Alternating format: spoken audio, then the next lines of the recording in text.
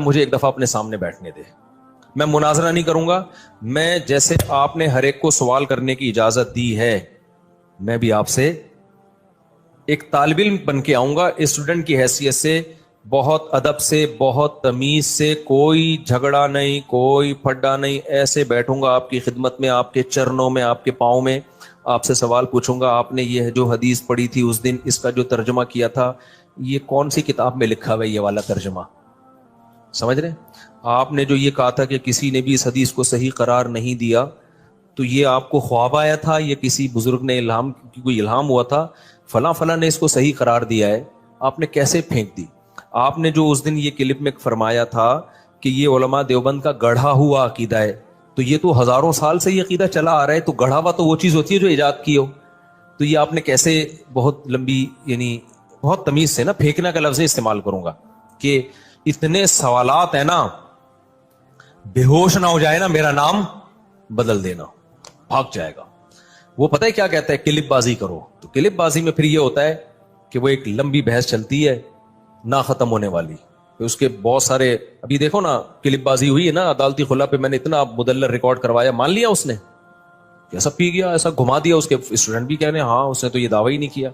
تو اس میں خیانت آسان ہوتی ہے, جب فیس ٹو فیس بیٹھ کے بات ہوتی ہے نا تو پھر بھاگنا بہت مشکل ہوتا ہے. اب یہ عبداللہ بن عباس والی حدیث جو ہے, جابر بن زید کہتے ہیں کہ عبداللہ بن عباس وہ کہتے ہیں میرا خیال یہی ہے کہ ظہر کو مقدم کیا تھا, عصر کو, ظہر کو مؤخر کیا تھا, عصر کو مقدم. فوراً انجینئر نے کیا کہہ دیا, کوئی حنفی نے یہ بول دیا ہے. تو میں جب سامنے بیٹھا ہوتا میں کہتا ہے kindly excuse me sir please. ہم اسکول میں تھے نا, ایکسکیوز می, ایسے اپنی مس کو جب ہم نے کو پوچھنا ہوتا تھا نا, میس, وہ دیکھا 50-50 میس, کہتا سر پلیز. پھر میں کہتا سر یہ حنفی کا الزام غلط ہے اس کے اوپر, یہ عبداللہ بن عباس کا شاگرد ہے یہ, اور نسائی میں تو خود عبداللہ بن عباس سے منقول ہے یہ, لیکن چلو اس میں اضطراب ہے, اس میں بعض لوگ کہتے ہیں عبداللہ بن عباس کی طرف اس قول کی نسبت درست نہیں ہے. تو ایسے ایسے بلنڈر ہیں, لیکن آپ نے یعنی بالنگ بھی خود ہی, بیٹنگ بھی خود ہی, اور امپائر بھی خود ہی. ایسے میچ میں جیتنا, وہ شعر یاد کر لو بس, ہم کو دیکھ کے شرماؤ تو شرمانے کی داد بھی دیں. شاعر اپنی محبوبہ سے کہہ رہا تم ہر وقت شرماتی رہتی ہو نا, یہ کوئی شرمانا کوئی یہ اٹریکشن کا ذریعہ نہیں ہے. ہم کو دیکھ کے شرماؤ تو شرمانے کی داد بھی دیں, آئینے میں دیکھ کے خود کو شرمانے سے کیا ہوگا. یعنی تم آئینے میں کھڑے ہو کر اپنے آپ کو دیکھ کے ہی شرماتی رہتی ہو, وہاں تعریف کرنے والا کوئی بھی نہیں ہے. تو اپنے ہی منہ میاں مٹھو بننا بہت آسان ہوتا ہے. کبھی خوشبو لگا کے آپ انڈا موڑ آؤ, ہمارے سامنے بیٹھ جاؤ یا ہمیں اپنے سامنے بیٹھنے دو, پھر ہم دیکھیں گے ان دلوں میں تیل کتنا ہے, کتنا علمی کتابی ہے. دیکھیں اسلام میں 5 نمازوں کا مطلب ہی 5 وقتوں پر ہے. ایک وقت میں 2 نمازیں ایک ہی کہلاتی ہیں وہ, کیونکہ کوئی ٹینشن تو ہوئی نہیں نا پھر اس میں. تو 5 نمازوں کا مطلب 5, اور حدیث جبرائیل میں بھی ہے کہ نمازوں کے اوقات نبی صلی اللہ علیہ وسلم نے بتائے ہیں, ایک نماز دوسری نماز کے وقت میں داخل نہیں ہو سکتی. حج جو ہے وہ خلاف قیاس ہے. حج کے بہت سارے کام عقل سے اور عام روٹین سے ہٹ کے کرائے جاتے ہیں. ہمیں سلا ہوا کپڑا پہننے کی اجازت نہیں ہے, ہمیں خوشبو لگانے کی اجازت نہیں ہے, اور بھی بہت سارے کام ایسے ہیں. بال کاٹنے کی اجازت نہیں ہے, حالانکہ ناخن کاٹنے کی اجازت نہیں ہے, حالانکہ عام حالات میں تو ناخن کاٹنے کا حکم ہے. تو حج میں کچھ روٹین سے ہٹ کے کام کرائے جاتے ہیں. عبداللہ بن مسعود رضی اللہ تعالیٰ عنہ کی بخاری مسلم کی صحیح حدیث ہے. عبداللہ بن مسعود جو نبی کے سفر حضر کے ساتھی ہیں, فرماتے ہیں اللہ کے نبی نے کبھی بھی 2 نمازیں اکٹھی نہیں پڑھی ہیں سوائے حج کے موقع کے. کبھی بھی 2 نمازیں اکٹھی نہیں پڑھی ہیں آپ نے. لوگ کہتے ہیں کہ عبداللہ بن مسعود کو پتہ ہی نہیں ہوگا کہ سفر میں ہو سکتا ہے ان کے سامنے نبی نے پڑھی ہو, نبی نے یعنی جب پڑھی تھی تو اس وقت وہ سفر میں نہ ہو. تو یہ بات بھی غلط ہے. عبداللہ بن مسعود سے صحیح سند سے یہ بات بھی ثابت ہے کہ آپ نے فرمایا کہ نبی نے سفر میں 2 نمازیں اکٹھی پڑھی ہیں. ایک طرف ابن مسعود کہہ رہے ہیں کبھی بھی اکٹھی نہیں پڑھی, ایک طرف کہہ رہے ہیں پڑھی ہیں. اس کا مطلب جو پڑھی ہیں اس کا مطلب کچھ اور ہے, اور نہیں پڑھی ہیں اس کا مطلب کچھ اور ہے. جو پڑھی ہیں وہ ایسے پڑھی ہیں کہ ظہر کو مؤخر کیا آخری وقت میں پڑھا, اور عصر کو مقدم کر کے اول وقت میں پڑھا. اس طرح سے پڑھنا ثابت ہے. یہ جو بخاری مسلم کی حدیث ہے نا, اس میں اب انجینئر نے بہت بڑا بلنڈر کیا. میں آپ کو بتا رہا ہوں نا کہ مجھے وقت ملے دعا کرو. اس کو میں ایسا ایکسپوز کر سکتا ہوں الحمدللہ کہ, لیکن اس کے اسٹوڈنٹ ڈھیڑ بہت ہیں. مسئلہ ان کے ساتھ ہی ہے. اتنے بڑے بڑے بلنڈر یہ آدمی کرتا ہے اس نے پتہ ہے کیا کیا ہے؟ دیکھو عبداللہ بن عباس کی حدیث ہے جس میں آتا ہے کہ عبداللہ بن عباس رضی اللہ تعالیٰ عنہ درس دے رہے تھے, نماز کا ٹائم جا رہا تھا, تو کسی نے کہا کہ آپ نماز پڑھائیں, تو عبداللہ بن مسعود نے اس کو ڈانٹا, عبداللہ بن عباس نے, اور عبداللہ بن عباس نے ظہر کو مؤخر کیا اور ظہر اور عصر ملا کے پڑھی ہیں انہوں نے, سمجھ رہے ہیں. اب عبداللہ بن عباس کے شاگرد ہیں جابر ابن زید. اچھا احناف بھی اس کے قائل ہیں. عبداللہ بن عباس سے پوچھا گیا تو انہوں نے فرمایا نبی نے اسی طرح 2 نمازیں اکٹھی پڑھی ہیں, بغیر خوف کے, بغیر بارش کے, بغیر سفر کے, کوئی بھی عذر نہیں تھا, لیکن نبی نے 2 نمازیں اس طرح سے اکٹھی پڑھی ہیں, تو میں نے بھی اس طرح پڑھی ہیں.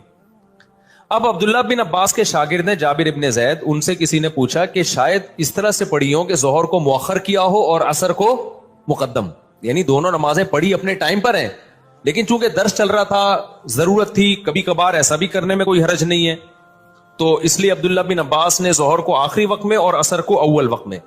تو جابر ابن زید کہتے ہیں کہ میرا بھی یہی خیال ہے. اب اس سے احناف کے موقف کی تائید ہو رہی ہے کہ کبھی اگر کوئی عذر ہو تو اول وقت میں پڑھنے کے بجائے آپ ظہر کو آخر وقت میں لے جاؤ اور عصر کو اول وقت میں لے جاؤ.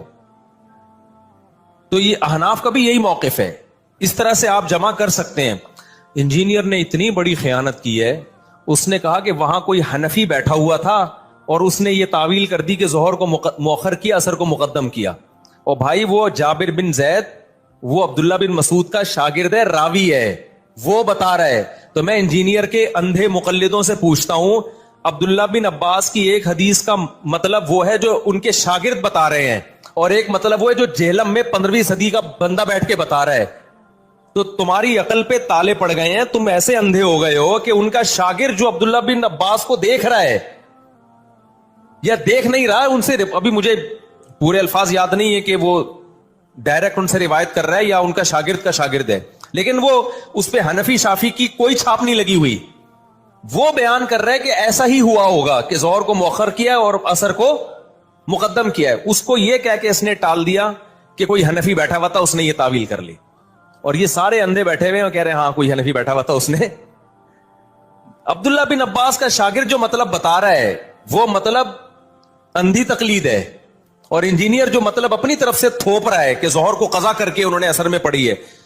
اگر اس حدیث کا یہ مطلب بیان کیا جائے نا, بغیر عذر بغیر وجہ کے ظہر کو عصر کے وقت پہ پڑھا ہے, تو پھر یہ عصر کی نماز کی جو حفاظت کا قرآن نے حکم دیا, حافظوا علی الصلوات والصلاۃ الوسطی, خصوصاً درمیانی نماز کی حفاظت کرو, اس کا مطلب کیا ہے پھر؟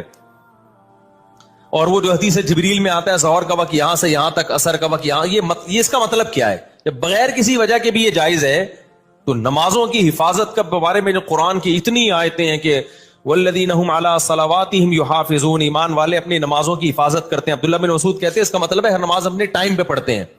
تو عبداللہ بن عباس اتنی بڑی غلطی کریں گے؟ اور یہی تعویل بڑے بڑے علماء نے کی ہے. اہل حدیث علامہ شوکانی اہل حدیث عالم ہیں, انہوں نے یہی مطلب بیان کیا کہ ظہر کو مقدم کیا تھا اور عصر کو, ظہر کو مؤخر کیا اور عصر کو مقدم کیا, نمازیں اپنے ٹائم پہ ہی پڑھی ہیں. لیکن اس کو احناف سے, علماء دیوبند سے, بر صغیر کے مولویوں سے اتنی چڑ ہے, بس کچھ بھی اٹھا کے اڑ سنڈ مارتا رہے گا. اب حدیث کے راوی بیان کر رہے ہیں کہ بھئی وہ اس طرح کیا ہوگا, تو پی گیا, جابر بن زید کو پی گیا اور بولا کہ کسی حنفی نے یہ تعویل کی ہے بڑی, یعنی حنفی بھی نہیں, اب کہنا تو اس کو یہ دل چاہ رہا تھا کہ انڈا بوڑ کے کسی مولوی نے یہ تعویل کی ہے. تو لیکن سامنے بیٹھے ہوئے کہہ رہے یار بات جب بھی کرتا ہے ریفرنس سے کرتا ہے, بات جب بھی کرتا ہے. ابے ریفرنس اتنا بڑے دھاندلیاں ترجمے میں مار رہا ہے, تو بتاتا کیوں نہیں ہے کہ جابر بن زید یہ بتا رہے ہیں کہ ظہر کو مؤخر کیا اور عصر کو مقدم کیا. عبداللہ بن عباس کے شاگرد یہ بتا رہے ہیں کہ قضا نہیں کی ہے انہوں نے نماز. تو یہ کبھی خوشبو لگا کے انشاءاللہ سوچ رہا ہوں یا تو دوبارہ جہلم چلا جاؤں میں, لیکن ایسا ہوتا نہیں ہے, کیا کریں.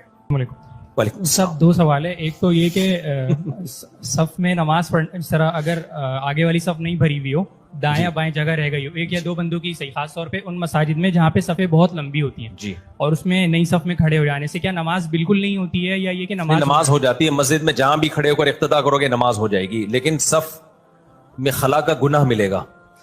امام یہاں کھڑا ہوا ہے, آپ ادھر کونے میں بھی اقتدا کر لو گے نا, نماز ہو جائے گی, لیکن گناہ ہوگا آپ کو. السلام علیکم. وعلیکم السلام. مفتی صاحب میرا سوال یہ تھا کہ اپنی زندگی میں جو نماز قضا کی ہے جی, اس بارے میں کیا وعید ہے, اور آئندہ جو ان نمازوں کو کس طرح ادا کرے؟ دیکھو زندگی میں ہی نماز قضا ہوتی ہیں, موت کے بعد تھوڑی قضا ہوتی ہیں. جو بھی زندگی میں نمازیں قضا ہو گئی ہیں، ایک نماز کا قضا کرنا اکبر الکبائر ہے، کبیرہ نہیں ہے، اکبر الکبائر، کبائر میں بھی سب سے بڑا